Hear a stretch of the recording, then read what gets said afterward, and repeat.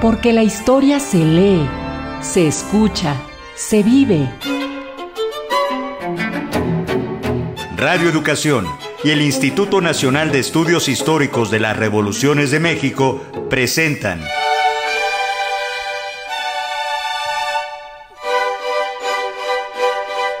Historia Viva, la voz del pueblo de México.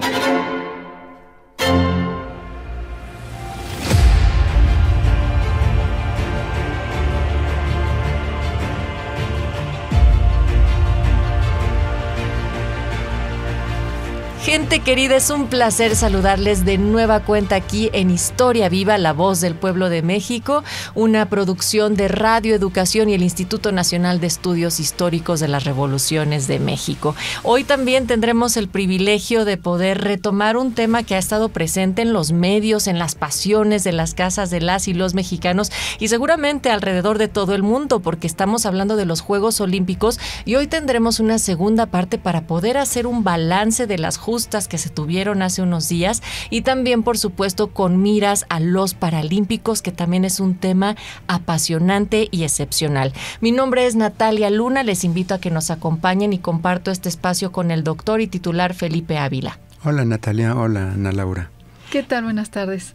Ana Laura, nuestra historiadora que nos acompañó ya en programa pasado para precisamente hablar sobre este tema, es una apasionada investigadora del deporte olímpico y hoy, bueno, pues estaremos también compartiendo los conocimientos sobre los Juegos Paralímpicos. Ana Laura, vamos a escuchar más de tu trayectoria a través de la siguiente presentación. Ana Laura de la Torre Saavedra es especialista en historia del deporte y sus vínculos con el nacionalismo, la diplomacia, la propaganda, la religión y el desarrollo sostenible. Es doctora en historia por el Colegio de México y miembro de la Sociedad Internacional de Historiadores Olímpicos. Primera mexicana en recibir una beca del Centro de Estudios Olímpicos del Comité Olímpico Internacional para la elaboración de una investigación sobre el origen del movimiento olímpico en México.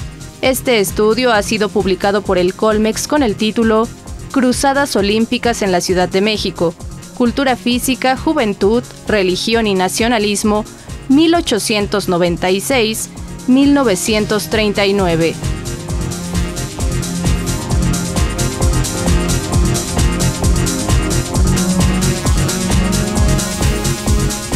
Después de escuchar la semblanza de nuestra invitada, la historiadora olimpista Ana Laura de la Torre, continuamos aquí en Historia Viva y queremos agradecer a quienes nos acompañan a través de nuestras distintas transmisiones por redes sociales. Estamos en Facebook, estamos en X y también en YouTube, tanto Radio Educación como por parte del INERM y en nuestras emisoras del 1060 de amplitud modulada, 96.5 de frecuencia modulada aquí en la Ciudad de México o alguna de las 43 estaciones que se unen a nuestra señal.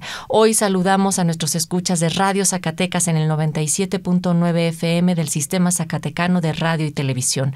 Bien, Felipe, vamos directo. A ver, los Juegos Olímpicos de París, pues ya pasaron, ya son historia como tal. Empezamos a valorar también sus aciertos, sus áreas de oportunidad, como lo planteamos de una forma también con miras a corregir, a mejorar y a poner en su lugar las distintas piezas de un rompecabezas mundial donde se vislumbra un ejercicio del llamado soft power o el poder blando, que son las capacidades que tienen los estados de influir en las relaciones internacionales por vías menos tangibles, como en este caso el deporte. ¿Cuál sería tu apreciación sobre lo que observamos en este 2024? Bueno, pues como lo acabas de comentar, tuvimos la oportunidad de presenciar unos maravillosos Juegos Olímpicos. Creo que buena parte del mundo, de las audiencias, estuvieron al pendiente de lo que hacían las y los atletas. Creo que fue un gran espectáculo, además de la justa deportiva. Y como lo señalas, además de lo maravilloso que fue ver las competiciones en los distintos deportes y disciplinas, creo que los Juegos Olímpicos son también un gran escaparate en el que los países se muestran al mundo y tratan de ofrecer su mejor cara. Es una guerra deportiva, una guerra mediática, una guerra de mensajes en donde los países más desarrollados tratan de mostrar su poderío, tratan de presentarse como ejemplo, y en donde, a pesar de que la Guerra Fría ya fue superada, sigue habiendo una guerra no convencional entre las grandes potencias hegemónicas. China ha desplazado a la ex Unión Soviética como el otro gran contendiente a nivel planetario que desafía la hegemonía de los Estados Unidos, pero hay también nuevos países que han demostrado hacia el mundo la capacidad de sus sistemas deportivos.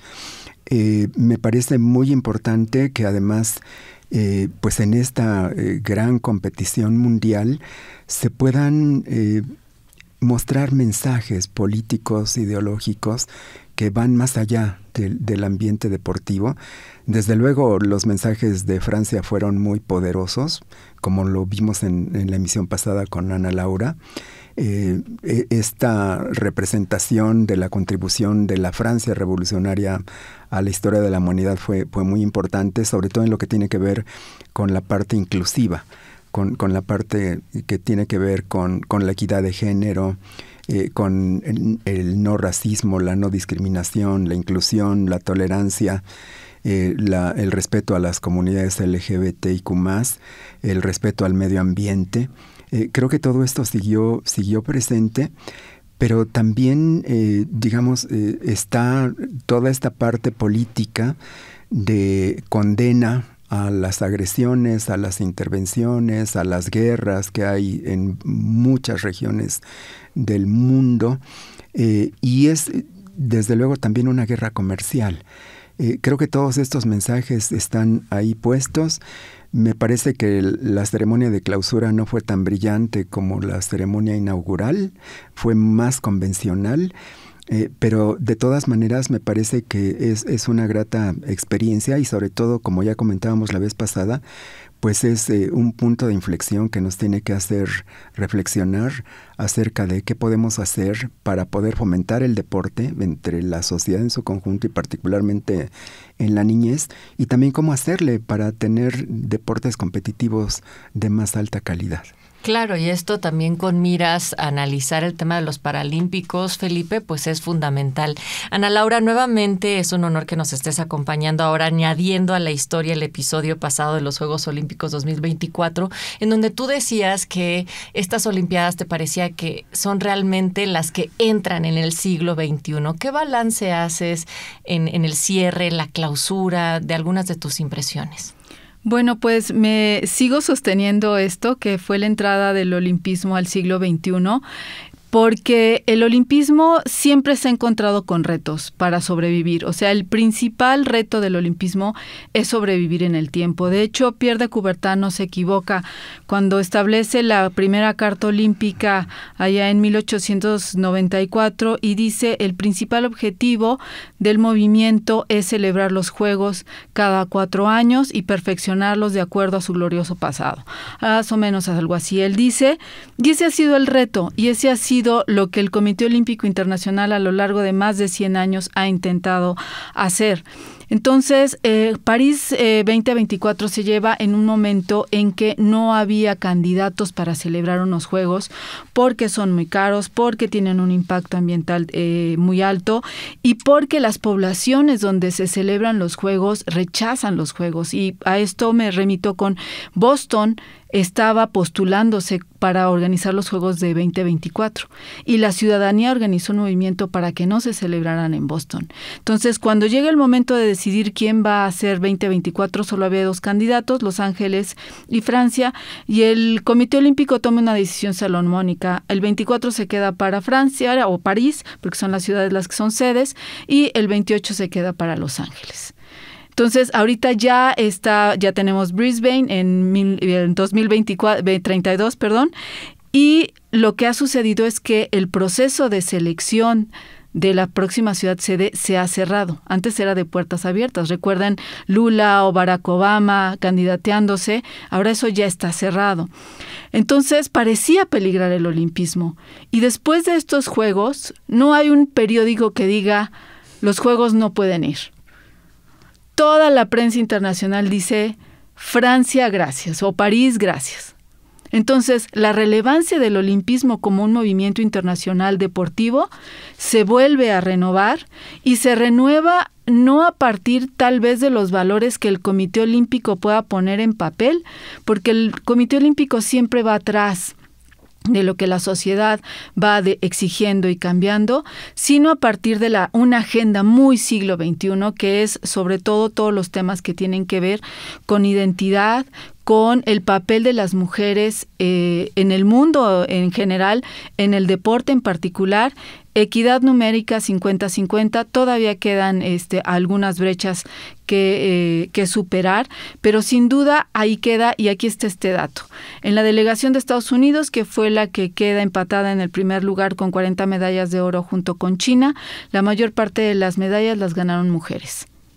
Entonces, ahí está la centralidad. O sea, esto sí es un punto de quiebre del movimiento olímpico en el que las mujeres por primera vez adquieren esta notoriedad.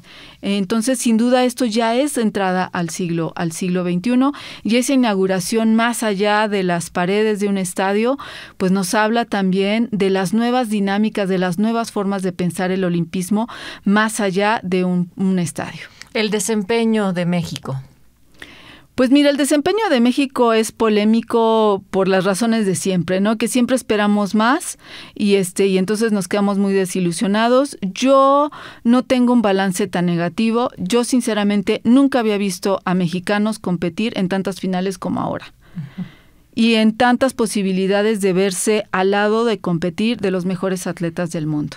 Entonces, quizás se pudieron obtener más medallas, eso es cierto, pero también pues hay muchísimos problemas estructurales, muchísimos problemas en cuanto a cómo se dan los financiamientos, a quién se le dan los financiamientos, todos estos problemas de los que se platica muy a menudo, pero finalmente yo creo que no está, yo no lo veo tan negativo, sinceramente, porque a mí sí me dio mucho gusto ver a todos esos atletas compitiendo en alto nivel, aunque no ganaran medalla, junto a los mejores atletas del mundo. Hay que recordar que esta es una competencia mundial, o sea, no llegas por dedazo.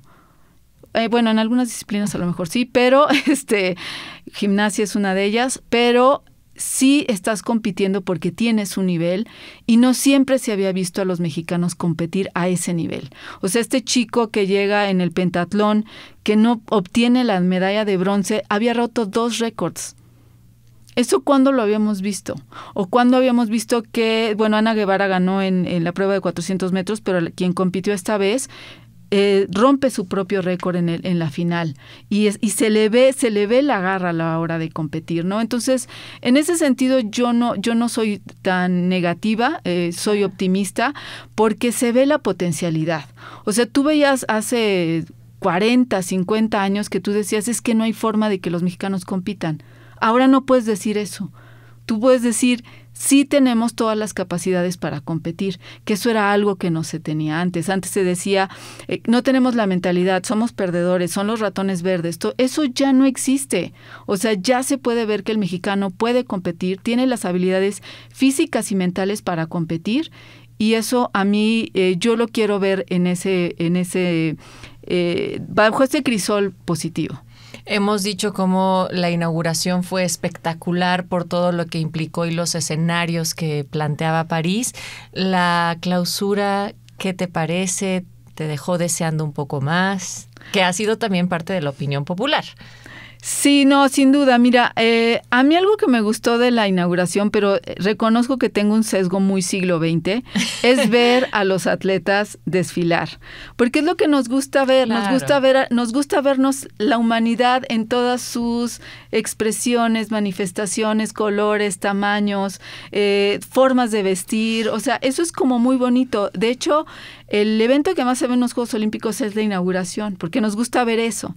No lo vimos, pero vimos un espectáculo extraordinario que ya lo comentamos, pero sí me queda de ver en el sentido que a lo mejor estábamos esperando, estaba tan alta la vara que a lo mejor estábamos esperando eso, y el pase de estafeta no sé si me convence del todo. Era evidente que iban a sacar algo de Hollywood, ver a Tom Cruise de 62 años que no usa dobles aventándose de las alturas, ok, está bien, pero luego me pareció que después de todo este alarde inclusión, de una cultura como más siglo XX, pasamos a una fiesta en la playa que parecía en 1980 con unas, estaban dando unos, ¿cómo se llama? Modelos, paradigmas de género súper tradicionales. Uh-huh.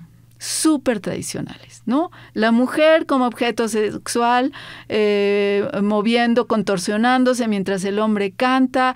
O sea, me pareció vulgar.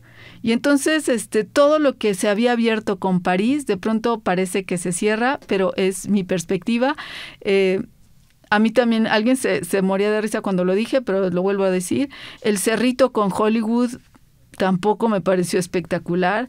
Tienen la producción, tienen el dinero para haber hecho algo más padre en video, no lo hicieron.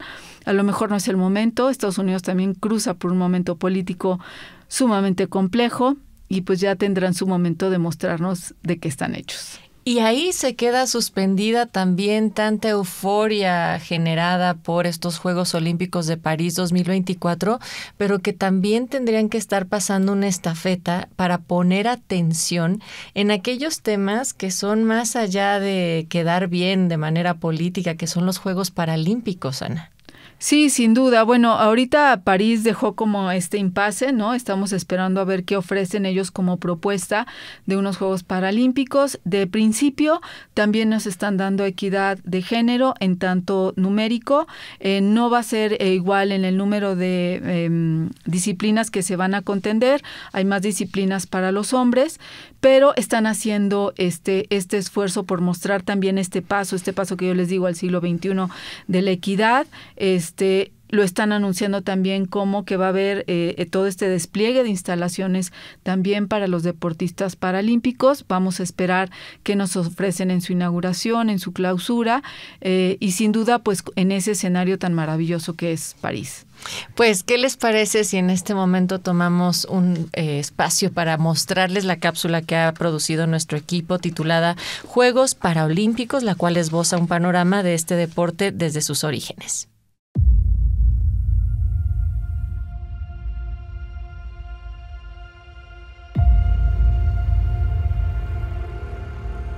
El origen del deporte paralímpico está indisolublemente asociado al neurólogo judío nacido en Alemania, Ludwig Guttmann, en 1899. Posteriormente exiliado en 1939 a Gran Bretaña tras el inicio de la Segunda Guerra Mundial. Al concluir la contienda, la sociedad europea se hallaba ante dos grandes problemas. Por un lado, la reconstrucción de sus ciudades, y, por otro, la búsqueda de acomodo a las personas con discapacidad, enfrentadas al reto de su reinserción social. Tanto en Gran Bretaña como en Estados Unidos se consideró que una alternativa podría ser el deporte.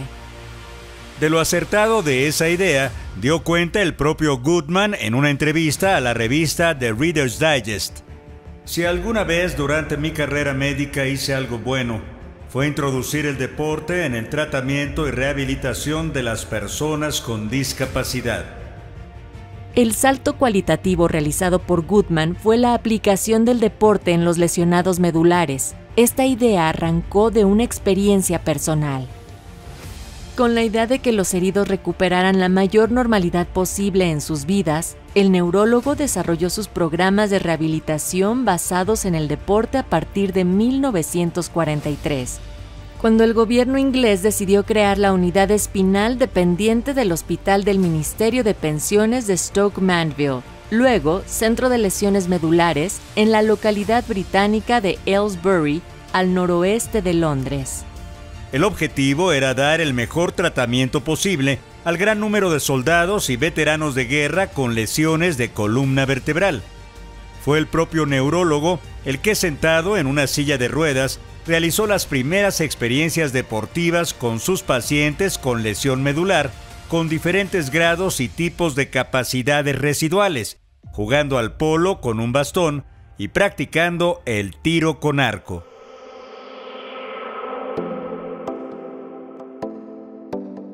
Fue entonces cuando surgió el deporte en silla de ruedas, el primero pensado para las personas con discapacidad.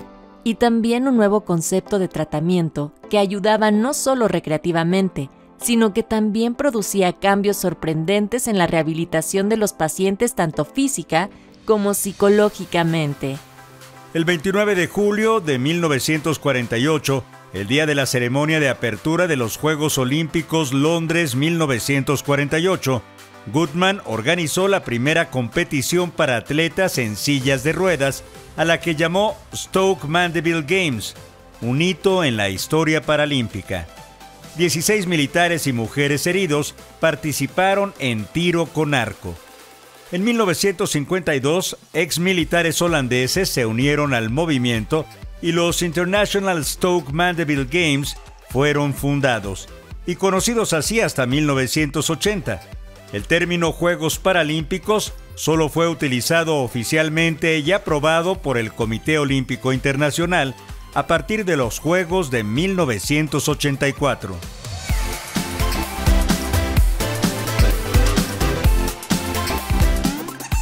México está representado por el Comité Paralímpico Mexicano, que realizó su primera participación en los Juegos Paralímpicos de Heidelberg 1972.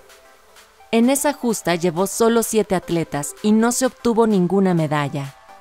A partir de estos Juegos, México ha competido en todas las ediciones de los Juegos Paralímpicos de verano. Hasta ahora, México ha ganado un total de 311 medallas paralímpicas, de las cuales 104 son de oro, 92 de plata y 115 de bronce, teniendo su mejor actuación en los Juegos Paralímpicos de Arnhem 1980, en donde terminamos en el 9º puesto del medallero general, con una cosecha de 20 medallas de oro, 16 de plata y 6 de bronce, para sumar un total de 42 preseas paralímpicas. Entre las deportistas paralímpicas mexicanas más exitosas se encuentra la atleta Juana Soto, que ganó entre 1988 y 1992 un total de 14 medallas, de las cuales 8 fueron de oro. La nadadora Dora Mitzi González y Josefina Cornejo son otras deportistas multimedallistas. La primera obtuvo entre 2000 y 2008 un total de 11 medallas. De ellas, 5 fueron de oro. La segunda logró entre 1976 y 1980 8 medallas de oro, de un total de 10 medallas. La delegación mexicana en los Juegos Paralímpicos París 2024 está integrada por 67 atletas, de las cuales 37 son mujeres y 30 hombres. La moneda está en el aire.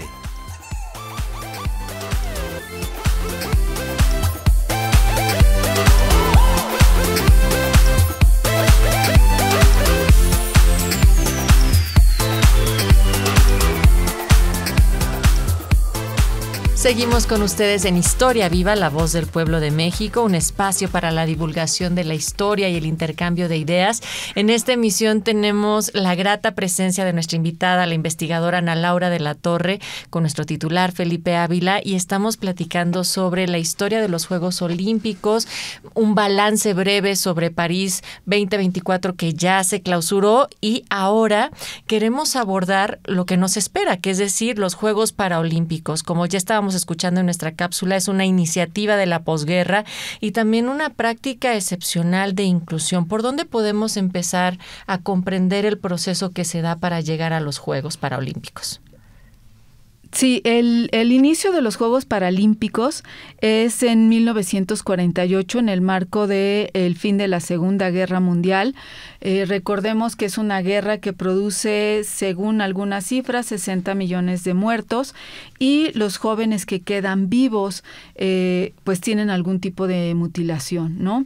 Entonces, un problema muy grave que enfrentan los países europeos principalmente es reintegrar a esos jóvenes en la sociedad. Y en Gran Bretaña estaba un doctor, era el doctor Goodman, que estaba en el hospital de Stoke Mandeville, que estaba curando a los heridos de la Segunda Guerra Mundial, particularmente aquellos que habían sufrido alguna herida en la espina dorsal. Y entonces él empieza a proponer que se hagan, que empiecen a practicar deporte, no solo por fisioterapia, sino también como una terapia psicológica. Y después lo que él empieza a ver, las mejoras que él empieza a ver, no es que esto no se supiera, sino que él de alguna manera lo empieza a vivir en carne propia, empieza a ver las mejoras que tienen todos estos jóvenes al estar practicando algún deporte, y entonces también esto se empieza a convertir para él y estos jóvenes atletas en una manera de desafiar la percepción que tenía la sociedad sobre las personas que habían quedado con algún tipo de discapacidad. Y entonces él empieza a organizar estos juegos, eran principalmente para jóvenes que estaban en silla de ruedas, y lo que estaban practicando eran tiro con arco. Y en 1952 él organiza ya unos juegos internacionales que pues realmente son binacionales porque los organiza con Países Bajos, pero ahí lo que estamos viendo es que ya aumenta el número de disciplinas que están participando, todos están, recordemos, en silla de ruedas, y entonces está todo lo que es tiro con arco o arquería, boliche en pasto, tenis de mesa, lanzamiento de bala, lanzamiento de jabalina y lanzamiento de palas. Y entonces aquí se visibiliza el potencial que tiene el deporte paralímpico. El término, ellos empiezan a usar el término paralímpico. Esto es un poco, todavía está debate si es Goodman el que lo empieza a usar o es algo que viene después hasta la época de Samaranch. Lo que sí se decía es que era deporte para parapléjicos, y después se hace esta conjunción de palabras olímpico y entonces queda paralímpico, perdón. Pero el caso es que empiezan a generarse más organizaciones internacionales que incluyen a personas con algún tipo de discapacidad y que están viendo cómo la participación en un deporte competitivo les está haciendo muy bien, ¿no?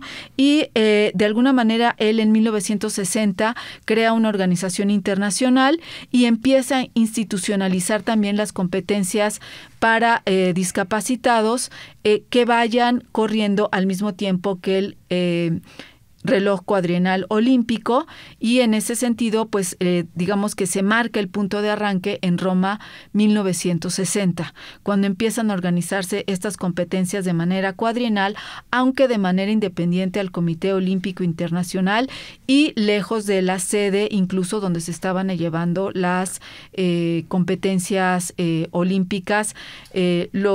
Todos los deportistas, y esto hay que decirlo y así lo vamos a llamar ahora, todos los deportistas paralímpicos llaman al deporte, a estas competencias que acabamos de ver, convencionales. Entonces, los deportistas paralímpicos empiezan a desarrollarse de manera paralela, y es hasta la década, hasta 1988, en Seúl, 1988, que los Juegos Paralímpicos se llevan a cabo en las mismas sedes que los Juegos Olímpicos. Y entonces ahí es cuando hay este gran parteaguas.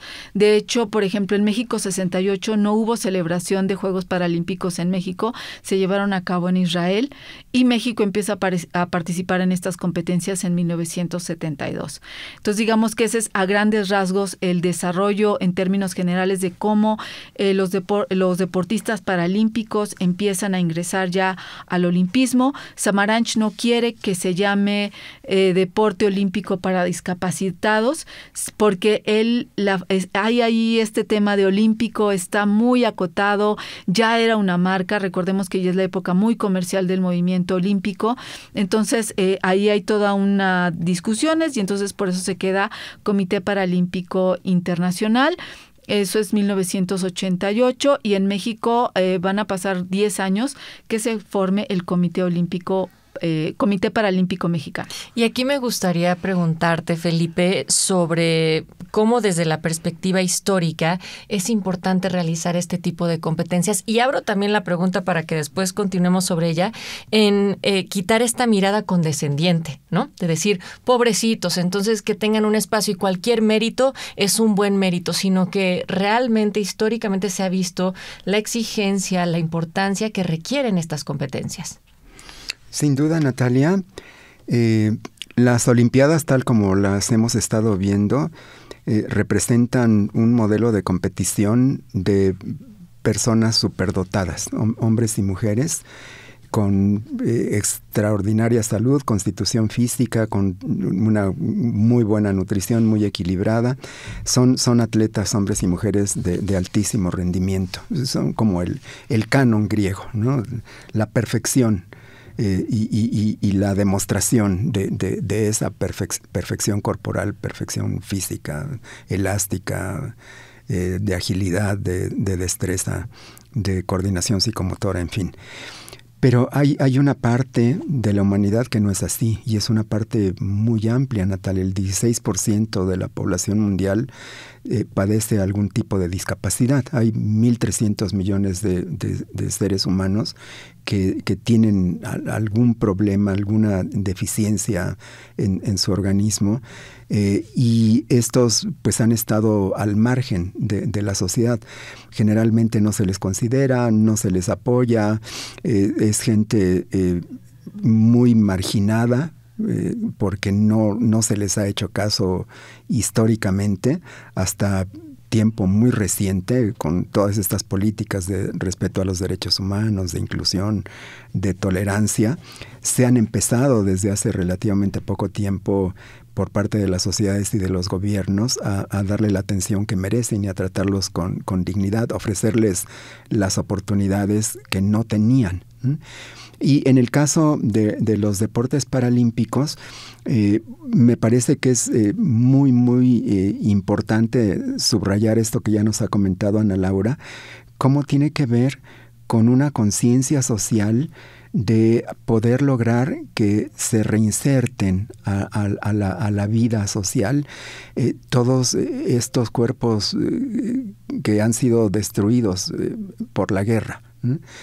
¿Cómo hacerle para que no sean parias, que no estén postrados en la incapacidad de poder vivir, en la depresión, en sentir que sus cuerpos ya no funcionan, y rehabilitarlos de una manera digna y con un aliciente que es que se vuelvan deportistas, pero no solamente deportistas en términos de rehabilitación física y mental, sino también motivacional. Y las disciplinas paralímpicas se van convirtiendo en un desafío que es seguido cada vez por más mujeres y hombres como una realización, pero además que significa un gran reto, y en donde demuestran que son capaces de hacer grandes proezas atléticas, ¿no? Y nosotros hemos visto muchísimas competiciones en donde la fuerza, la destreza, la habilidad que despliegan es realmente extraordinaria, ¿no? Y es muy motivante, porque creo que es darles la dignidad que merecen, la atención que merecen, reconocerles el gran esfuerzo que hacen, y que son un ejemplo, porque hay mucha gente que está así y que no tiene esa oportunidad de desarrollo, y creo que es algo muy motivacional, muy ejemplar lo que se hace.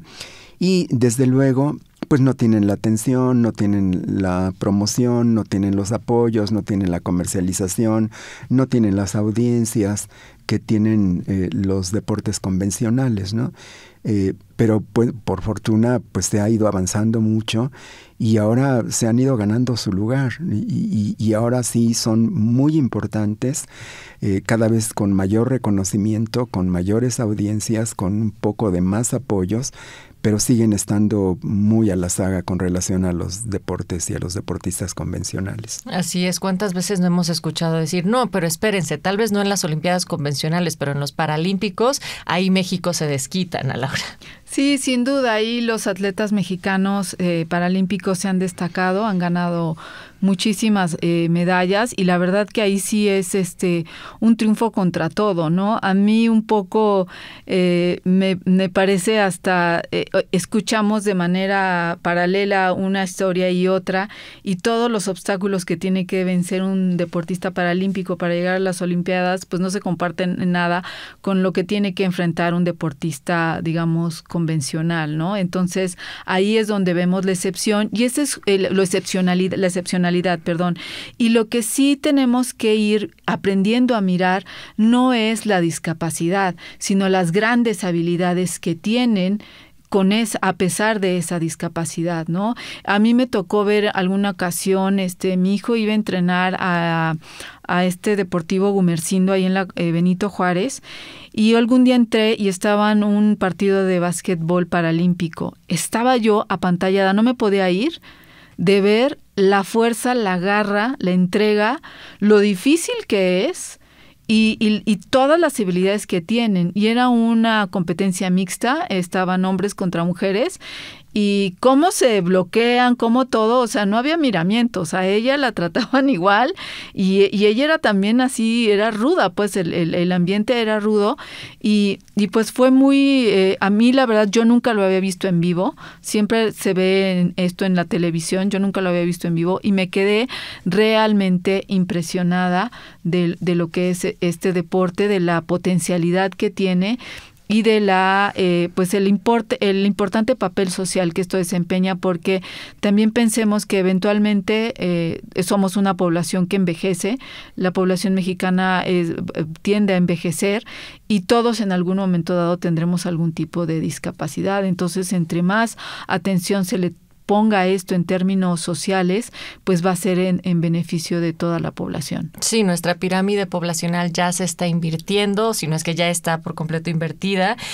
Me llama la atención, Ana Laura, de lo que nos dices también, los procesos históricos y sociales que ha tenido también la población que vive con discapacidad para resignificar incluso el cómo nombrarse, ¿no? Ahora acá en México también hay una parte de la comunidad que se llama población disca, ¿no? E incluso ellos piden que así se les nombre. ¿Cómo se hace para no ver la discapacidad, sí el deporte, y que además, qué está diciendo de México que tenga unos resultados tan destacados en las Olimpiadas, bueno, en la sección de Paralímpicos y no necesariamente en las convencionales? Bueno, digamos que yo creo que ellos no están a favor de los eufemismos. De hecho, durante mucho tiempo en México teníamos una manera muy condescendiente de llamarles, ¿no? Era pobrecito, ahí viene el cieguito y ahí viene el cojito, o sea, esos diminutivos. Con capacidades diferentes. Exacto, ¿no? Esos eufemismos no tienen sentido. De hecho, las clasificaciones dentro de los mismos Juegos Paralímpicos, pues señalan precisamente el tipo de discapacidad que se tiene, es débiles visuales, amputaciones, o sea, ahorita se me fue, perdón, la debilidad,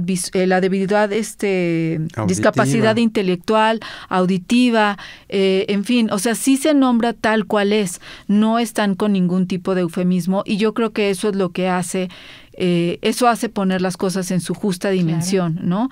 Entonces yo creo que eso es importante. Yo creo que no se ha estudiado a profundidad por qué ellos sí triunfan y por qué no. Me queda claro que los convencionales no. ¿Por qué se da este fenómeno? Porque si tú ves la tabla de resultados de medallas, lo más común es que los países que son potencias en los Juegos Olímpicos convencionales son potencias en los Paralímpicos. China está a la cabeza, Gran Bretaña y Estados Unidos. Entonces es igual a lo que está sucediendo en los otros Juegos. Sin embargo, México aquí tiene un lugar destacado. No es el más destacado en América Latina. En los Juegos pasados de Tokio, Brasil ocupó un lugar muy relevante, pero México pues sí destaca por el número de medallas que obtiene. Todavía está esto por estudiarse más, por revalorarse más, ¿no? Y por mirarnos al espejo en cuanto a los múltiples tipos de discriminaciones que existen en el país, porque la discapacidad genera también múltiples discriminaciones, o sea, hay una discriminación por tu discapacidad, pero también por tu género, por tu condición social, si perteneces a una etnia. Yo recuerdo alguna vez haber escuchado a Gilberto Rincón Gallardo decir, la persona más discriminada en México es una niña indígena con discapacidad. Entonces, las exclusiones se multiplican en la discapacidad y por eso es tan importante valorar lo que están haciendo estos mexicanos en un entorno altamente competitivo y cómo frente a esta adversidad que tuvieron que enfrentar finalmente, porque sí lo es, cómo se revaloran ellos en sus cuerpos, en la sociedad y en el deporte competitivo, que también es excluyente sin duda, ¿no? Pienso también, como lo escuchábamos en nuestra cápsula, que son mujeres también las que van al puntero de las medallas en los Paralímpicos. Sí, no, son súper garrudas, de verdad son súper garrudas. Tú escuchas sus historias y son muy, muy, muy conmovedoras, ¿no? Y pues sí, es el momento en que se les tiene que reasignar otro papel dentro de la sociedad, dentro del deporte. Vemos que es difícil que se promueva el deporte social y luego el deporte de élite y ahora el deporte para la discapacidad. Se van como acumulando los problemas, pero es algo que se tiene que enfrentar. Te digo, a mí me causó una muy buena impresión haber visto esto en este centro deportivo y pues yo creo que eso es lo que tendríamos que ver en todos, cómo convivimos los convencionales con los discapacitados en los distintos espacios que se abren para el deporte en México. ¿Qué le dirías también a nuestras audiencias sobre cómo ver, cómo hacer también estas mismas entregas que hacíamos en los Juegos Olímpicos convencionales ahora con los Paralímpicos? Pues es simplemente quitarnos de prejuicios, ¿no? Tenemos muchísimos prejuicios, pensamos que es menos competitivo, menos interesante, a lo mejor menos divertido, porque finalmente el deporte es diversión, ¿no? Tanto practicarlo como verlo, es menos espectáculo, que son muchas de las connotaciones negativas que se le daba al deporte femenino. Ay, no, son mujeres, qué aburridos. No es el mismo espectáculo. Eso no es cierto. Entonces, eso que se aplicaba a las mujeres, de pronto todos los seres convencionales se los aplicamos a los deportistas discapacitados y es justamente lo que tenemos que hacer nosotros es quitarnos ese velo y verlo con otros ojos y vamos a ver cómo vamos a apreciar el esfuerzo y el mismo deporte en otro sentido. ¿Sabemos México hacia dónde se inclina también para sus deportistas este año? Mira, hay muchas preseas en competencias de carrera y sobre todo de natación. Los nadadores también son muy buenos. Es ahí donde se esperan muy buenos resultados. Pero digamos, no les colguemos ni nos colguemos medallas antes de tiempo, porque lo vimos, por ejemplo, ahora esta vez en el taekwondo, que no, de los deportes más apoyados, que no tuvo medallas, por ejemplo. Entonces, esperemos, veámoslo con más tranquilidad, sin menos presión, yo creo. Sí. El papel del Estado también en la contribución y apoyo y fomento en los Paralímpicos. Bueno, es fundamental, Natalia, como lo hemos estado conversando con Ana Laura. Detrás de los buenos resultados hay una política de Estado. Hay apoyos, hay organización, hay formación, hay detección temprana de habilidades destacadas.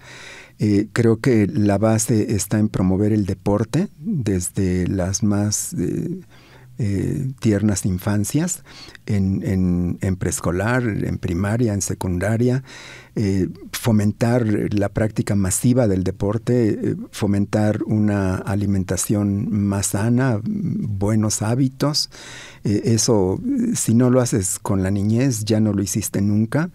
Y dentro de eso, pues promover la política de inclusión, de que eso que le ofreces a la niñez, digamos, convencional, se lo ofrezcas también a la niñez discapacitada, porque ahí hay una brecha que es brutal, que es gigantesca.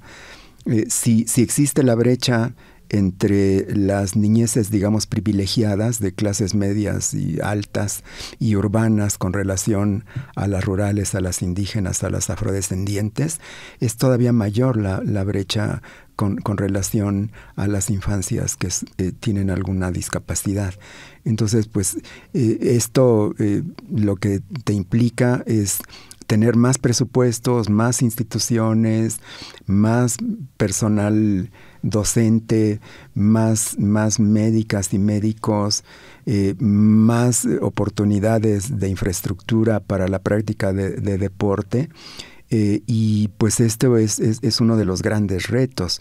Pero si no se hace eso, pues la verdad es que vamos a seguir dependiendo de grandes individualidades y de grandes esfuerzos personales que contra todo pueden salir adelante, ¿no? Y eso pues no es una política seria, son excepciones por personajes, hombres y mujeres extraordinarios, ¿no?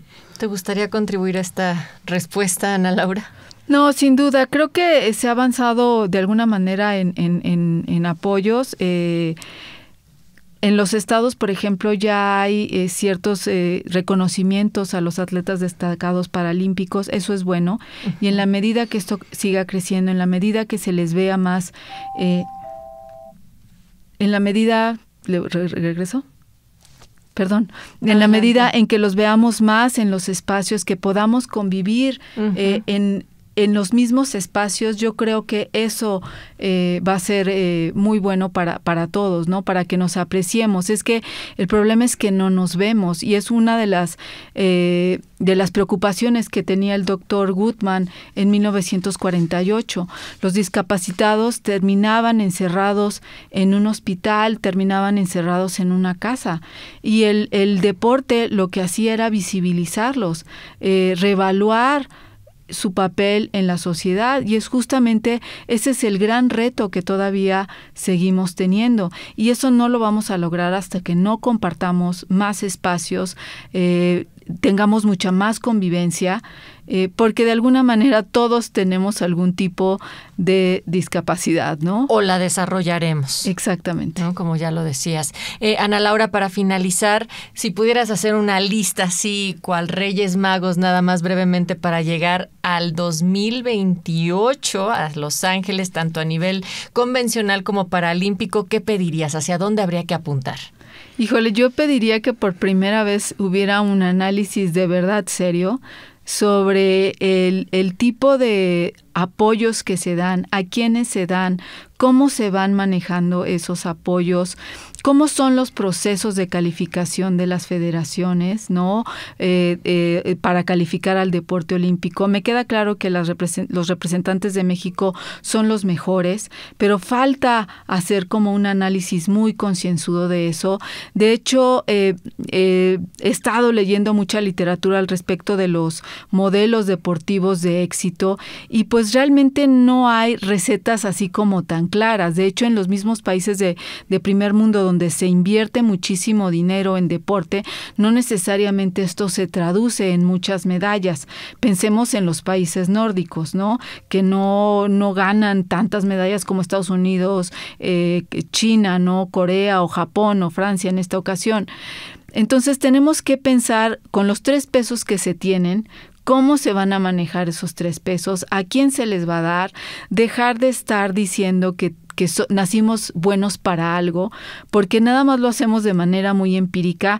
En los años 80 éramos los mejores marchistas del universo, después ya fuimos los mejores taekwondoines, y luego boxeadores. Bueno, el box es el que se mantiene, clavados también se mantiene, digamos, pero hay circunstancias bien claras ahí. Hay una escuela mexicana en clavados, vino una entrenadora china, es lo mismo que pasó en tiro con arco, ¿no? Pero entonces, ¿qué elementos se tienen que tener para poder llegar a esos resultados, ¿no?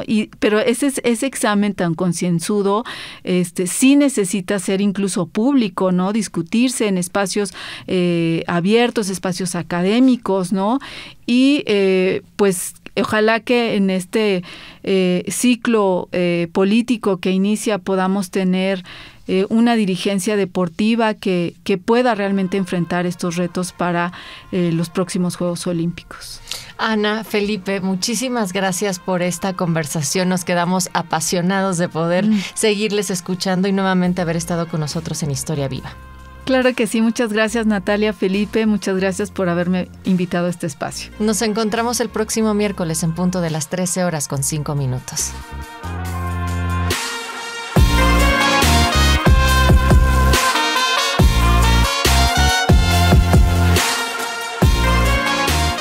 Participamos en este programa por Radio Educación Oscar Guerra, Alma Lilia Martínez, José Ángel Domínguez, Tania Nicanor, Roberto Hernández, Andrea Velázquez en el Servicio Social, Operación en Cabina Guillermo Lagarda y también Ramiro Romero. Por parte del INERM, Daniel Librado Luna y Salvador Castro. Soy Natalia Luna y esta es una producción de Mario Ledesma. Porque la historia se lee, se escucha, se vive. Radio Educación y el Instituto Nacional de Estudios Históricos de las Revoluciones de México presentaron